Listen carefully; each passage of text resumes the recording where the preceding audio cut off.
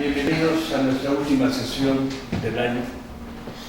Y tenemos hoy el gusto de tener al doctor Víctor Hugo Limón, ya conocido por todo el mundo, y nos va a dar una sesión sobre osteoporosis desde el punto de vista ortopédico. Adelante. Muchas gracias. Muy buenas tardes. Buenas tardes. Gracias porque vienen a esta hora. Bueno, hablar sobre osteoporosis es un tema muy extenso. Como clase a lo mejor de preparación de un alumno de medicina, pues sería muy aburrido para ustedes, a lo mejor no para todos, pero sí para algunos. O a lo mejor lo podemos ver desde un punto de vista positivo, y es volver a recordar lo que ya se había aprendido y lo que se había olvidado. Voy a manejar esta plática dos momentos, esta de introducción y luego la de un análisis de unos artículos de revisión de literatura mexicana, en específico del Acta Mexicana de Ortopedia, tres estudios que hablan sobre fractura y la relación que se guarda de la fractura con la osteopenia o con la osteoporosis. En el entendido de que esta enfermedad, osteoporosis, si ahorita en el 2015 los mexicanos tenemos una población de jóvenes que está a la mitad, es decir, de 119 millones de habitantes que somos, aproximadamente 50 millones son jóvenes. Estamos hablando que están entre los 20, 30 años. Esa población hacia 2050, 2015, hacia 2040, 2050, va a ser o va a entrar a la etapa de adulto mayor. Es decir, según la OMS se clasifica en 60 años o 65 años, es considerar que es un adulto mayor.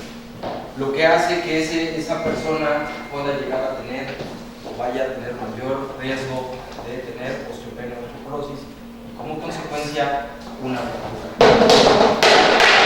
Aquí está en el 2010 este dato que estoy comentando, el incremento del adulto mayor. Por lo tanto, los que nos dedicamos a este menester de la medicina, unos más a ver pacientes que pueden tener, son candidatos a osteopenia, otros que tenemos la relación, tenemos que tener un consenso y tener conocimiento y enfocarnos más en la prevención de la osteopenia y de la osteoporosis para no llegar a tener una fractura, o bien si disminuir el índice o el factor de riesgo como es la osteoporosis. De acuerdo a la definición de la OMS, aquí está, el adulto mayor es aquella persona mayor de 60 años. Otras definiciones consideran que es el adulto mayor después de los 65 años de edad. Esta revista, que es de Salud y Nutrición, 2012, menciona que para el 2050 vamos a tener un 28% de ancianos. Y en México, el 7.3% de la población de adultos mayores no cuenta con protecciones de gobierno, y menos ahora con las políticas de reforma que se están introduciendo, que ya desde que la política neoliberal entró a nuestro país, empezó a cambiar y se está modificando.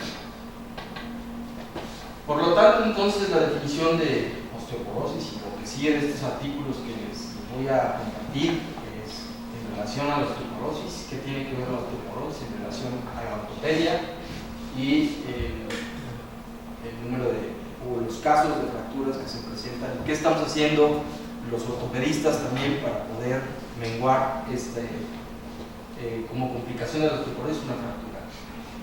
La definición de la osteoporosis viene siendo es osteopenia 1 a 2.5 desviaciones estándar,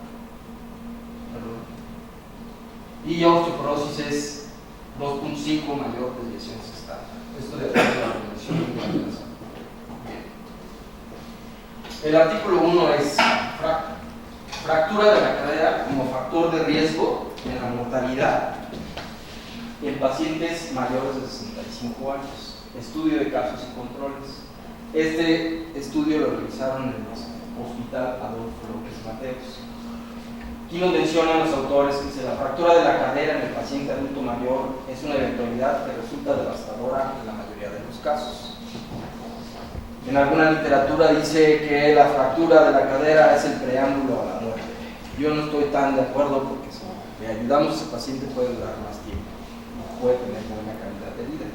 Ahora, precisamente es aquí donde tendremos que sembrar la semilla, o esa semilla que ya está sembrada, hacerla que crezca más, para que obviamente tengamos mayor efecto en nuestros pacientes y darles mayor calidad de vida, y tener como punto primordial que de aquí a 20 años o 30 años o quizá mañana nosotros vamos a ser pacientes y queremos que estemos preparados.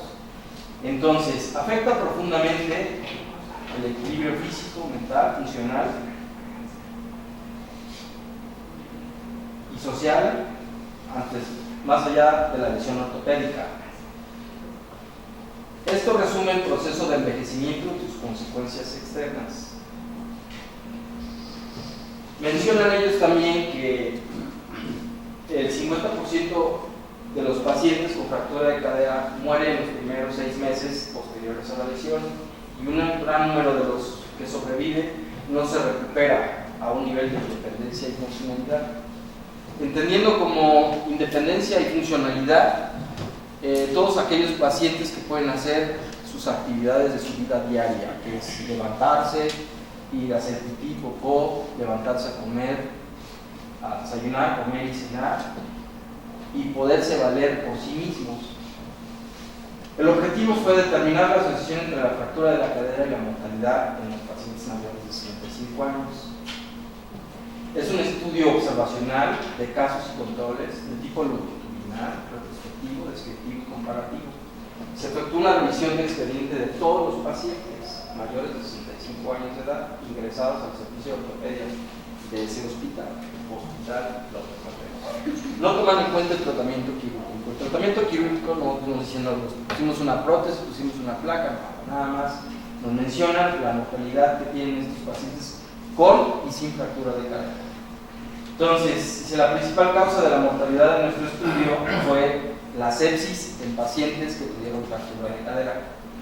Tuvieron infarto los pacientes que no tuvieron fractura de cadera. Esa fue la causa de la muerte de esos pacientes. Entonces, ellos concluyen, el Hospital López Mateos atiende principalmente pacientes del género femenino, y que por factores o cambios hormonales, obesidad, disminución de la actividad física,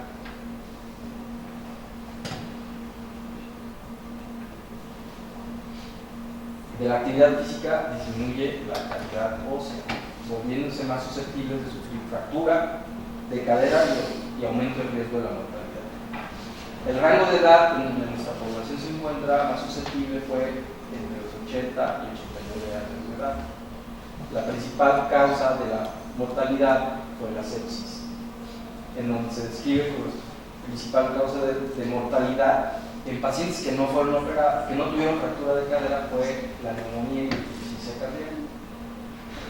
Se concluye que los pacientes que no llegan a presentar fractura de cadera antes de los 90 llegan a vivir hasta 90 años, llegan a tener una expectativa de vida mejor, asociándose a otro tipo de enfermedades, no a causas óseas. Este otro artículo 2, el título es Frecuencia de patología musculoesquelética y su tratamiento en pacientes adultos mayores en un hospital privado de la Ciudad de México. Este es realizado en el Hospital Ángeles Mosel. Los autores son ortopedistas y ellos hacen el siguiente.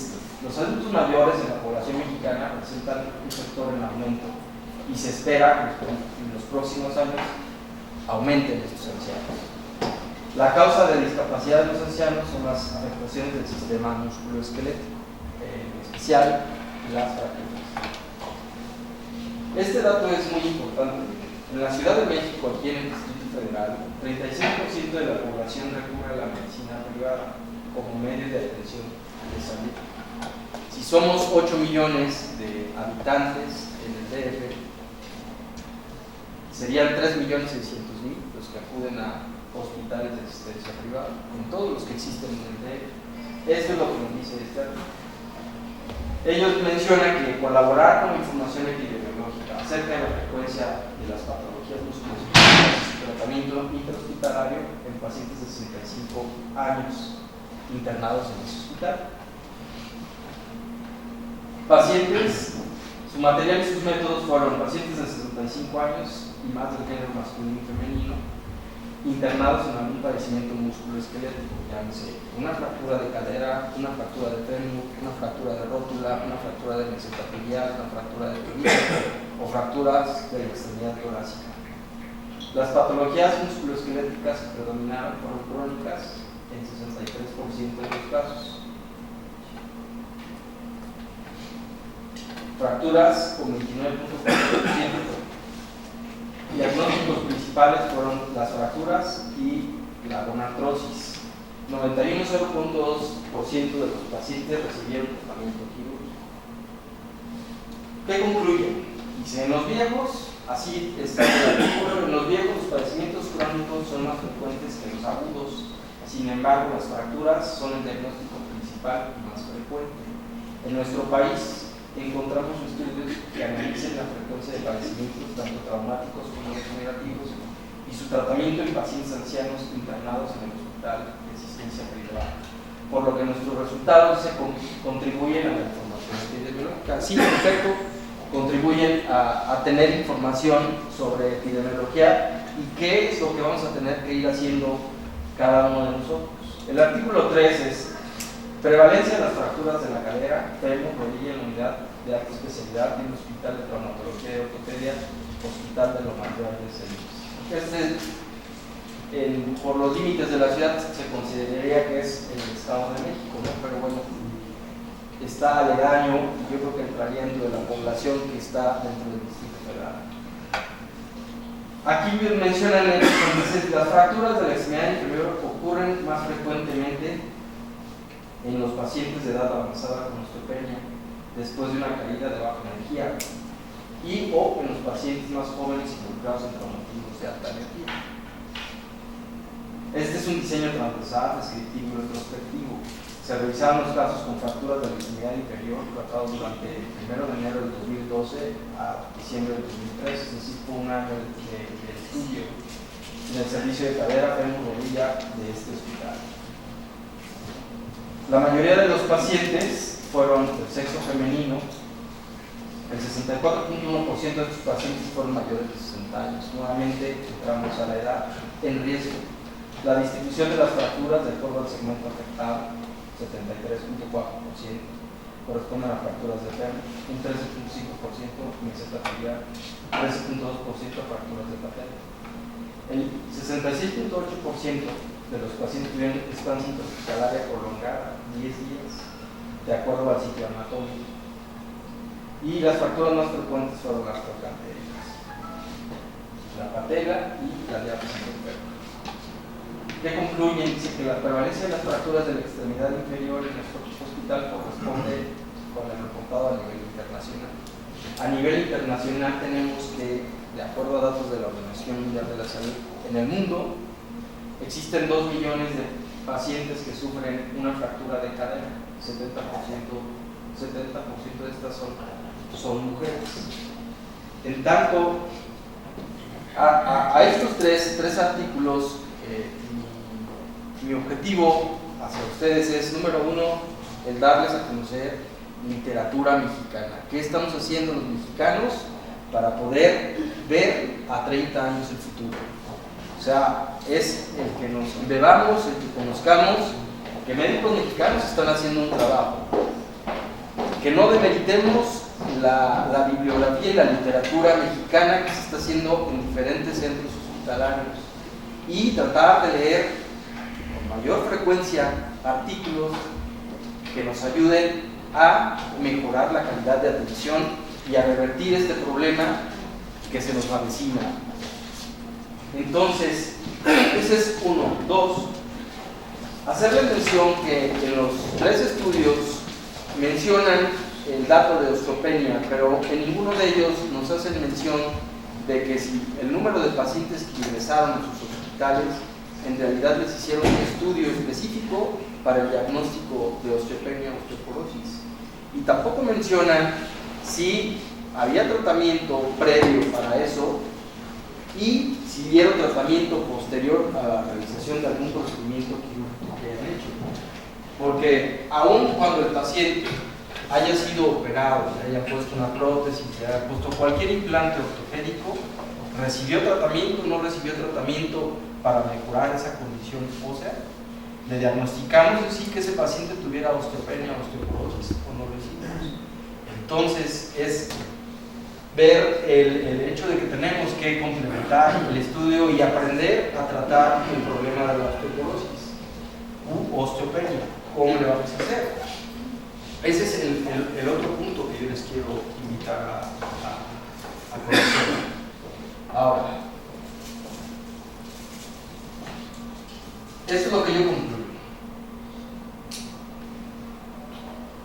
3 artículos médicos publicados en hospitales importantes en nuestra sociedad. A veces me gusta decir el país, porque somos parte de un país. Ahora es tan grande nuestro país de 119 millones de habitantes que cada estado tendría que asumir la responsabilidad de cada población que tiene cada estado. Sin embargo, tendremos que seguirlo englobando como país. Estudios retrospectivos con información epidemiológica para mexicanos. Este es el punto que les comenté en un inicio. En ninguno de estos 3 artículos se determinó la forma de diagnóstico de la calidad ósea relevante para el padecimiento de los pacientes, por lo que es necesario hacer diagnósticos previos basados en evidencias para poder apoyar la prevención de las fracturas. Y hay más artículos extranjeros que mexicanos con información sobre el tratamiento y el diagnóstico de la osteoporosis. Importante modificar este patrón, ya que una gran proporción de la población de nuestro país va a envejecer y probablemente presentará estos problemas. Entonces, pues tenemos que hacer algo. El tratamiento de la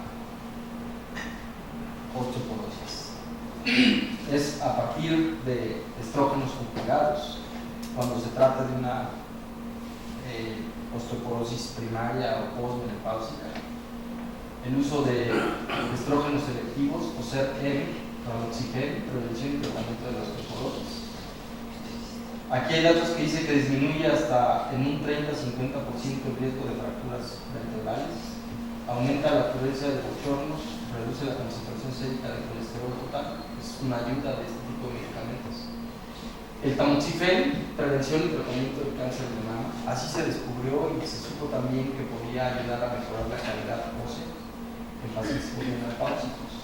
Actúa como un agente estrogénico en el óseo, reduce el riesgo de fracturas del radio, de las vértebras y la cadera, reduce la incidencia de cáncer de mama y aumenta el riesgo de cáncer uterino.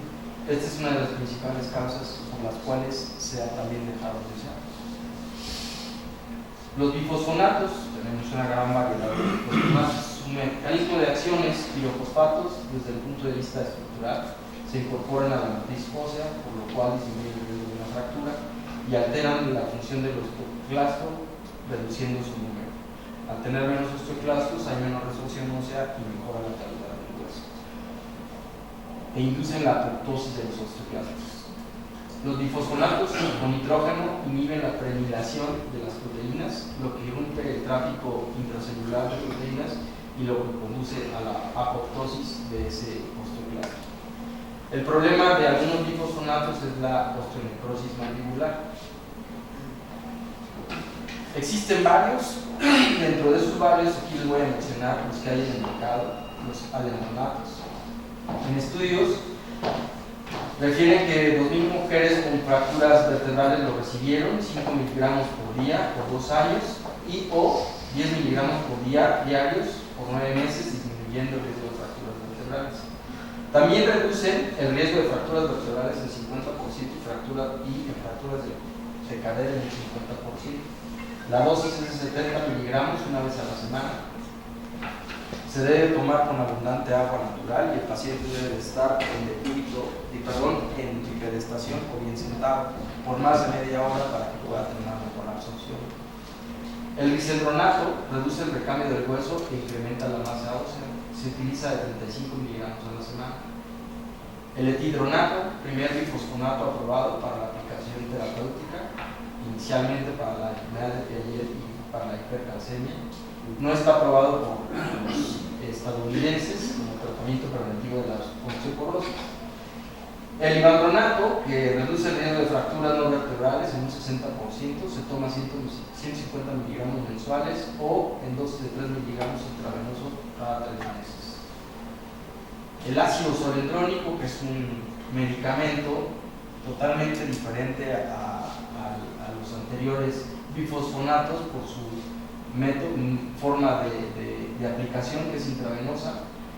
Este ha demostrado que reduce el riesgo de fracturas vertebrales en un 70%, fracturas no vertebrales en un 25%, el de fractura de cadera en un 40%. El riesgo es que puede tener una fibrilación auricular, fiebre y artritis. El paciente que lo va a recibir tiene que tomar, previamente estar tomando calcio y vitamina D para que disminuya el riesgo de la fiebre y las artralgias. La calcitonina, que también tiene uso, suprime la actividad de los osteoclastos mediante una acción directa sobre el receptor de la calcitonina. Se usa en aerosol, una aplicación al día. Sí incrementa la masa ósea, aunque también se ha demostrado que reduce la incidencia de las fracturas y no está indicada en el tratamiento o prevención de las fracturas. Pero la calcitonina aplicada intranasal ayuda a que se quite el dolor óseo. La hormona paratiroidea entra dentro de la homeostasis del calcio. A elevaciones de la hormona paratiroidea se ha visto que aumenta la masa ósea e induce las mejorías en la estructura del esqueleto. Es la teriparatida, se usa diariamente, es inyectable y no debe usarse más allá de 2 años, pero tiene un riesgo de osteosarcoma, por eso limita su uso. El fluoruro es otra opción, el granulato de estroncio. Se usa mucho en Europa, reduce el riesgo de fracturas vertebrales en un 37% y las no vertebrales en un 14%. Aumenta el riesgo de trombosis venosa, convulsiones y alteraciones cognitivas. Y este medicamento, que es a partir del 2010, cuando se autoriza en los Estados Unidos, actualmente lo tenemos en México, actúa uniéndose al ligando llamado RAN e impide su unión al RAN, receptor en los osteoclastos, lo que ocasiona una inhibición de la formación de los osteoclastos y en su funcionalidad. Estas células están implicadas en la pérdida de la masa ósea y por lo tanto favorecen la aparición de fracturas. La dosis de este medicamento son 60 miligramos subcutáneo una vez al mes. Y tenemos el ácido solendrónico. Esta es una presentación. Existe otra presentación que se llama Aclasta. Aquí les coloco las diferentes presentaciones de medicamentos que se utilizan para la osteoporosis. Tenemos varios. Mi conclusión en esto es que finalmente la osteoporosis, y más en la que nos compete en el área ortopédica, que es en el adulto mayor,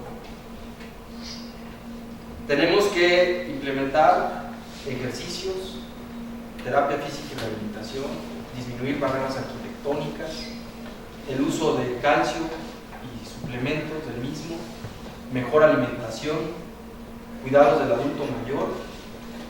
El ejercicio puede ser en una gran variedad. Actualmente hay grupos donde se incorpora el adulto mayor en tai chi, en yoga, en pilates, pueden seguir haciendo ejercicio. Es educar a nuestro paciente adulto mayor para que mejore esa calidad de vida y disminuya el riesgo de una fractura. Las opciones terapéuticas, en lo personal, yo me inclino más por los bifosfonatos y actualmente por el denosumab. Eso es lo que yo puedo transmitirles aquí. ¿En qué momento lo uso? Bueno, cuando el paciente o tiene bien una fractura o viene por algún problema ya de dolor articular u óseo, se le solicita hacerle una densitometría ósea. Si tiene osteopenia o osteoporosis, se somete a un tratamiento y lo estamos vigilando. Y al paciente que está fracturado, que ya lo operaste, pues de la misma forma usas medicamentos para ayudar a inhibir la resolución. Si alguno gusta comentar, relativa. Pues nosotros los ginecólogos creo que tenemos bien especificado en las mujeres cómo no solo tratar, buscar y evitar la osteoporosis y las fracturas. Empezamos a determinada edad con nuestras densitometrías y empezamos a tratarlas a los pacientes desde los 40, en el hombre no hay esta conducta. El hombre está totalmente perdido, estamos totalmente perdidos. No sabemos cuándo hacer una densitometría. Es raro que un hombre se haga una densitometría. Es raro un hombre que esté tomando cualquiera carbohidrato que esté tomando cápsula. Yo creo que lo primero que hay que hacer es trazar una conducta y orientar al paciente masculino hacia la osteoporosis, porque no hay. Y yo creo que es importante ver que los ginecólogos, los ginecobstetras tienen su punto de vista, los reumatólogos tienen su punto de vista, el médico ortopedista tiene un punto de vista también, el geriatra actualmente. ¿Y dónde queda el médico general? El médico general debería asumir la responsabilidad que se le ha quitado o que le hemos quitado, de hacer mejores médicos generales para que, bueno, pues ellos sean los que deciden y no llenarnos ahora, pues somos muchos especialistas también. Entonces, y realmente la sociedad, creo que necesitamos mejorar nuevamente esa calidad de la formación del médico general y que el médico general sea quien dé y trate la osteoporosis. Y bueno, pues ya lo demás será menester de cada área de la especialidad que le competa tratar lo que se tenga que tratar. Pero yo creo que es importante que formemos mejores médicos generales, que se incentive al médico general, que es la mejor opción en la actualidad también para poder estar ejerciendo medicina y poder tener una calidad de vida de ese médico. Y eso va a permitir que también los médicos especialistas tengan una mejor calidad como profesionistas.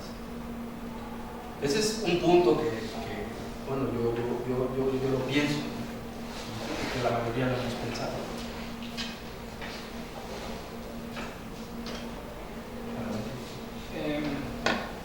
En hombres, realmente la OMS emite guías sobre los screenings para densitometrías. En hombres sí hay una edad en la que se debe de realizar una densitometría en todos los hombres, que es 70 años.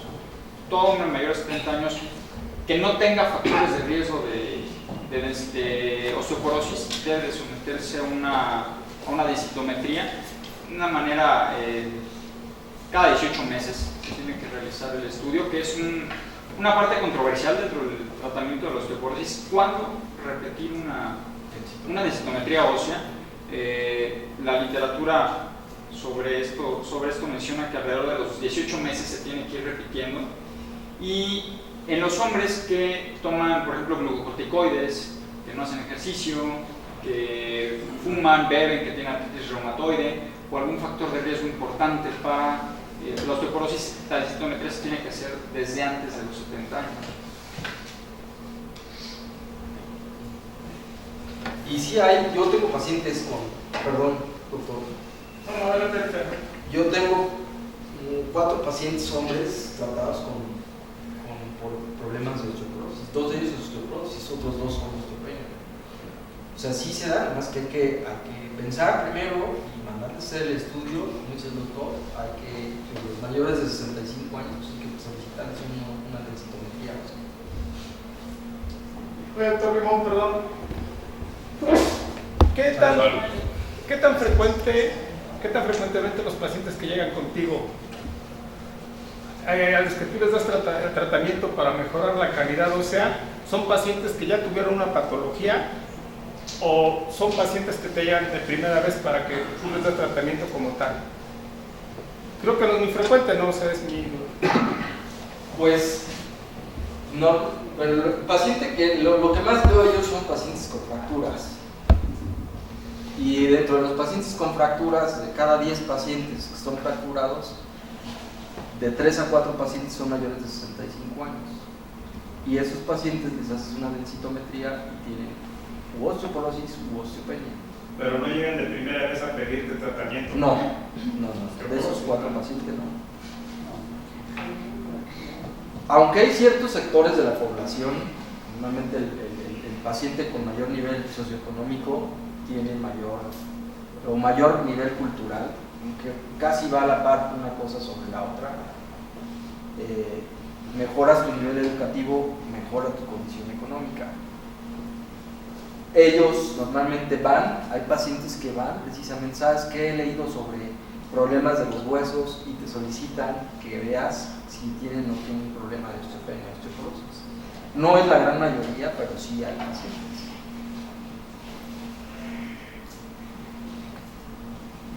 Retomando su comentario de los compromisos que debemos de tener los médicos generales, yo creo que es muy importante lo que menciona, porque finalmente, como usted menciona, cuando llega con usted un paciente, pues ya es demasiado tarde, ¿no?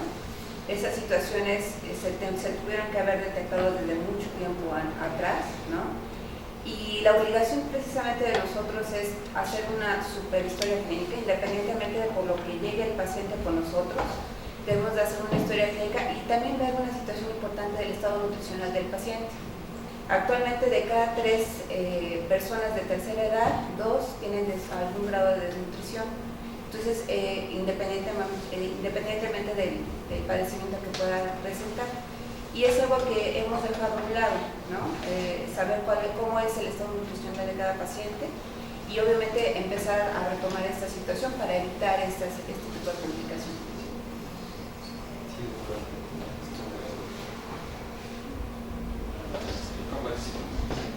¿Alguna otra pregunta? Soy de la opinión de que para una situación de esta naturaleza más compleja que puro problema ortopédico, no hay que reconocer que la enfermedad es un trastorno metabólico que naturalmente está obligado a que se enfoque desde un punto de vista integral. De primera intención hay que reconocer que el problema epidemiológicamente no está únicamente en función a la inversión de la pirámide poblacional, sino sencillamente, en principio, desde las chicas palacio, que por supuesto tienen una mala alimentación y la desnutrición que resulta de las necesidades, estamos hablando de que el problema se convierte en una epidemia potencial en nuestro país, como en muchos otros, fruto de una alimentación inadecuada antes de los 23 años de edad, que representa, por supuesto, el periodo en el que el hueso es capaz de almacenar calcio. Estoy convencido de que luego existe una serie de tendencias marcadas por la industria farmacéutica. Me pregunto, ¿será factible que todos los osteopénicos en el mundo reciban un tratamiento farmacológico? Eso también es insulso. Independientemente de que, por supuesto, ya no me metería yo a discutir este concepto epidemiológicamente, hay que reconocer que las fracturas de columna son más comunes en varones adultos mayores y que, por supuesto, en esa misma medida intervienen una serie de factores, el estilo de vida, el peso, etcétera, etcétera, etcétera, más todos los antecedentes. Un sujeto fumador puede resultar potencialmente, por muy bien alimentado que esté, un sujeto con riesgo. Se mencionaba el uso de esteroides. El paciente renal, que cotidianamente vemos, por supuesto, en hospitales de concentración, vemos pacientes con un fenómeno de falla renal crónica que está con sustitución renal y donde se están haciendo ensayos de manejo para ese hipoparatiroidismo, con una serie de alternativas que hoy por hoy no tienen el nivel de evidencia suficiente como para decir que esa es la conducta correcta. Pero en cambio, para bifosfonatos hay que apegarse a la medicina sostenida de evidencias. Para el 2010, solo 5 trabajos en el mundo demostraron la superioridad del alendronato en relación a los otros bifosfonatos. 5 trabajos bien hechos. Estamos hablando de, por supuesto, en este sentido, consultar con los lineamientos que la Cochrane saca para tener, por razones elementales, una guía de diagnóstico y manejo, es la forma más ortodoxa de guiar del médico general al ginecólogo. Y no hago una crítica destructiva, pero sí estoy consciente que para los ginecólogos sigue siendo importante el manejo de estrógenos y razonablemente tienen, durante la fase postmenopáusica, tienen una razón de ser cuando hay un bache hormonal que puede justificar más allá del fenómeno osteopénico, osteoporótico, por supuesto un desarrollo psicofuncional complejo.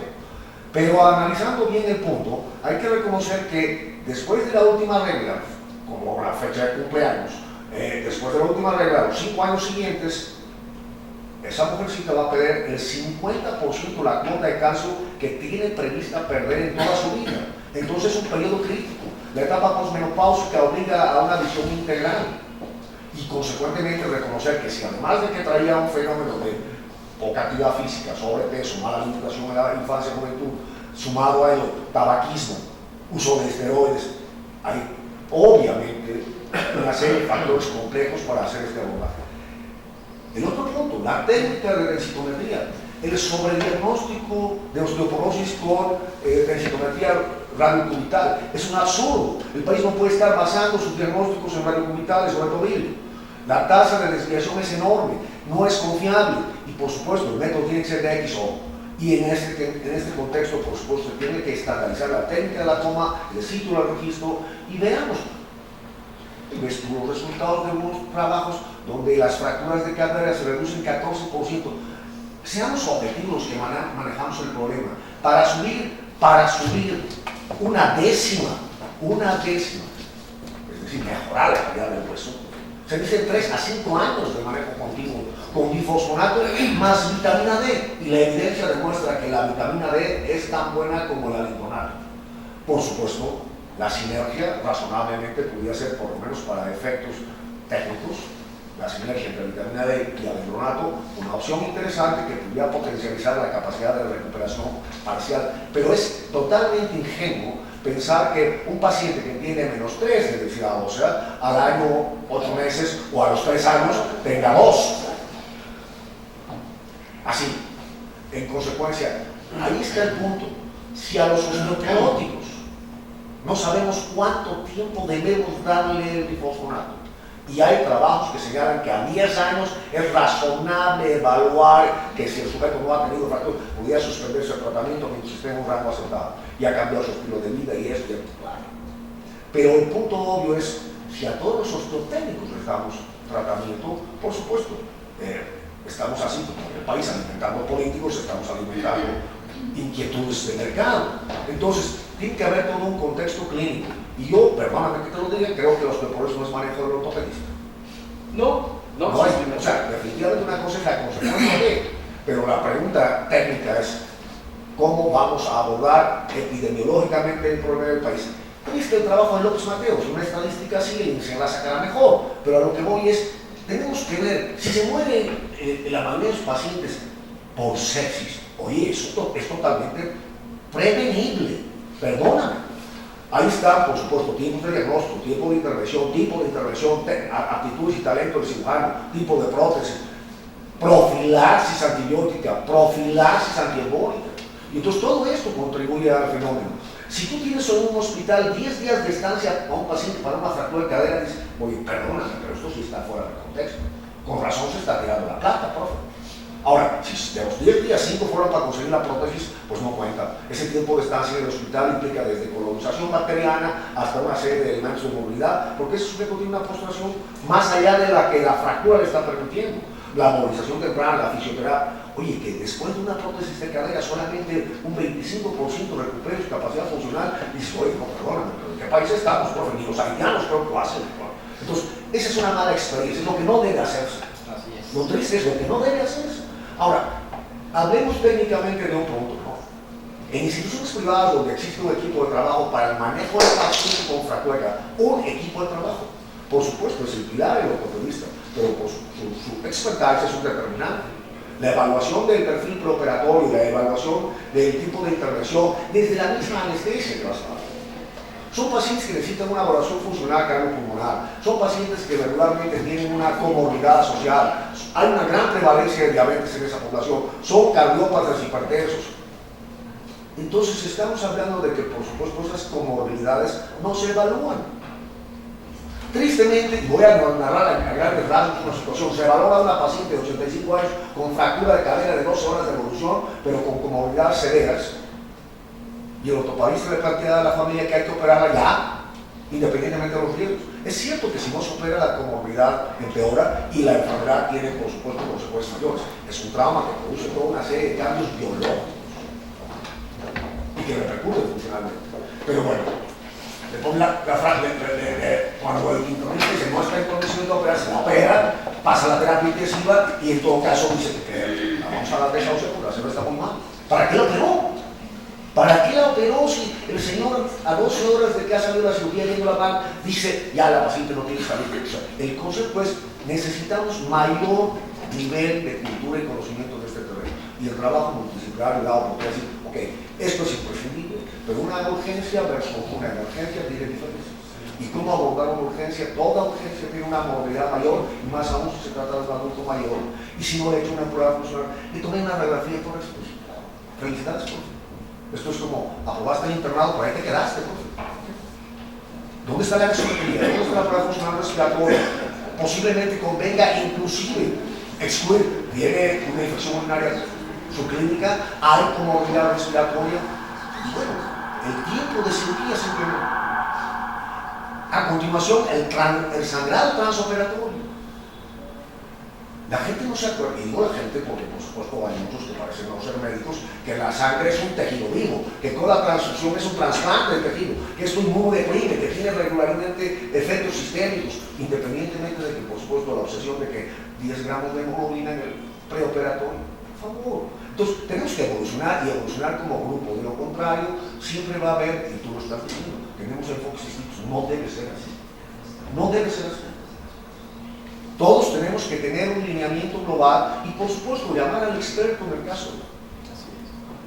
Posiblemente quien tenga mucho más formación para esto, ni siquiera es el endócrino, yo diría el reumatólogo, que tiene un enfoque por supuesto integral del fenómeno. Pero estoy consciente de que por supuesto por una osteoporosis tú no lo vas a matar con un reumatólogo. ¿Sí? ¿Con un reumatólogo? Bueno, regularmente no pasa así.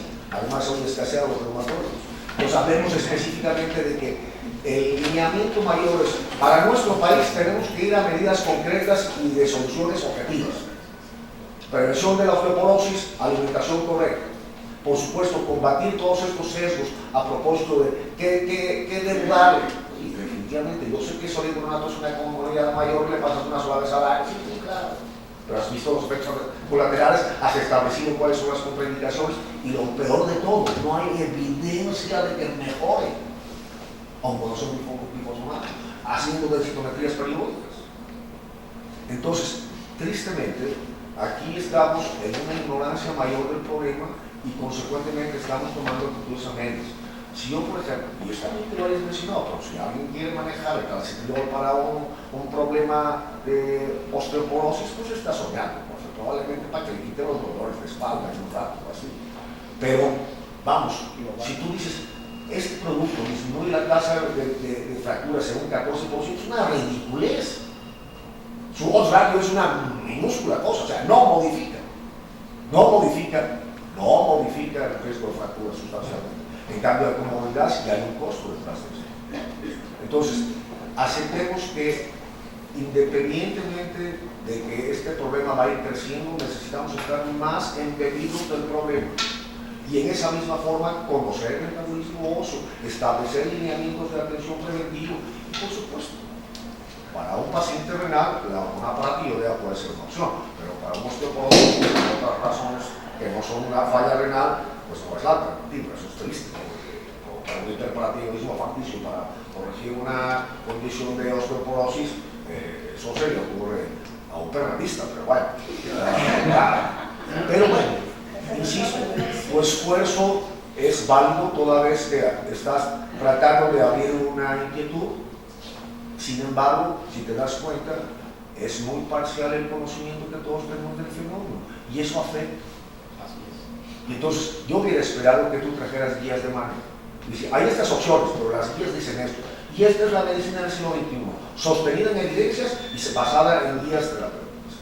De esta forma, evitamos desviaciones. Perdón que yo hubiera monopolizado esto, pero la verdad es que estoy convencido de que esta es una epidemia potencial para los próximos años. Y por supuesto, en esa misma medida no estamos preparados, como no estamos preparados en muchas cosas. ¿Qué sabemos de diabetes en un país que tiene 18% de prevalencia de diabetes? y nos dejamos llevar por propagandas que por supuesto se distribuyen a los pacientes. Entonces, aceptemos esto. El médico no se puede estar educando en base a la promoción que el mercadólogo te deja en el consultorio. ¿Sí? Y sin embargo, la medicina sostenida en evidencias señala que el 80% de los médicos toman sus decisiones en base a la información de prescripción que le dan los consultores. Bueno, entonces, ¿para qué dices tú el good manejo? Porque eso está demasiado voluminoso, es como leer la Biblia. Yo diría, y la Biblia es leer como la Odisea, y nunca terminas, ¿no? Pero mis reflexiones, no es lo mismo el enfoque del evento agudo, donde también tiene que participar un equipo preparado y que tenga experiencia en la vigilancia del paciente. Simplemente de la elección del antimicrobiano profiláctico. De repente quinolonas, dice, pero Dios me libre, ¿no? Pero quinolonas. Y he visto hasta indicación de quinolonas, como pudiera ser el caso de levofloxacina cada 8 horas, qué dolor. Y entonces voy a hacerte una broma pesada. En un congreso internacional sobre problemas crónico-metabólicos, le dijo, y el enfoque era hacia el antimicrobiano, le dijo el máster a una señorita, una doncella que naturalmente había logrado su título, le dijo, ¿sabe usted cuál es la diferencia entre un carpintero y un ortopedista? La señorita no contestó porque sintió que era una broma pesada, y así al tercero pues nadie se atrevió a decir, ¿no? A mí no me lo preguntó porque yo había hecho una broma más compleja, ¿no? Pero a lo que voy es, digo, el carpintero conoce 3 antimicrobianos. ¿Qué significa eso? No estoy hablando de ti, estoy hablando de la globalidad. Tomamos decisiones sin conocer el producto que estamos manejando. Y entonces, ¿cómo vas a hacer profilaxis para una fractura de cadera con quinolonas? Dios me libre. ¿Sabéis cuál es el inconveniente de usar quinolonas? Primero, en adultos mayores, la tendinitis es obligatorio. En Estados Unidos, antes de prescribir quinolonas, tienes que pedir un consentimiento del paciente diciendo esto produce tendinitis, esto tiene una serie de condiciones humanas. Y además, he de advertirles otra cosa para los que no usan antimicrobianos de una manera racional. Una sola dosis de algunas quinolonas como ciprofloxacina puede provocar resistencia tras tratamiento. Estaba susceptible, porque sensibles son las mujeres. El antimicrobiano indicaba efectividad sobre la E. coli. Y a las 24 horas la E. coli gachamente se convirtió en perradista y entonces resistente. Y tú le sigues. Y dice, no, que tome 3 semanas. Y por si las moscas. Entonces, hablemos claramente de que necesitamos una buena sacudida al modelo. Y que por supuesto, así como tú enfatizas ciertas cosas, en el entusiasmo que yo traigo, oye, no salgamos de este sitio de confort, no nos conformemos a esperar que Choco nos mande su densitometría y entonces, no, o sea, que estoy convencido de que para mucha gente es una manera de sobrevivir, ¿no? Pues obviamente tengo que dar su seguimiento y usted verá cada mes para controlar los doctores y cada cosa, ¿no? Claro. Disculpa que hubiera sido yo tan directo, pero estoy convencido de que ahora es más fácil que no te hagas perradista, ¿eh? Ándale. Muy bien. Pues muchísimas gracias, doctor Víctor Hugo. Muchas gracias.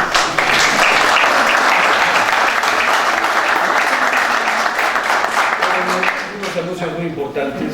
Recuerden que el 20, 21 y 22 de este mes de octubre tenemos nuestras jornadas médicas. Ya tenemos los trabajos libres. Muchísimas gracias. Les quiero decir que cada conferencia de las jornadas médicas está bien pulida y la escogimos de manera muy cuidadosa. Entonces, los invito a un congreso de gran calidad, estoy seguro que les va a gustar. Tenemos conferencias desde muy diferentes puntos de vista, de gran interés general. Pero una gran sorpresa. Hemos logrado a través de la Asociación Médica tener un concierto de valses mexicanos con Carlos Esteva, creo que ustedes lo han escuchado, el día 4 de diciembre en el Castillo de Chapultepec. Va a ser un concierto de mucho lujo, vamos a dar bocadillos y sobre todo vamos a estar muy juntos, conservando nuestra hermandad y muy divertidos, a un buen nivel. Quiero dar las gracias a Investigaciones Farmacéuticas por los bocadillos que nos han traído el día de hoy y los invito a todos a pasar a tomar una copa y un bocadillo. Muchísimas gracias.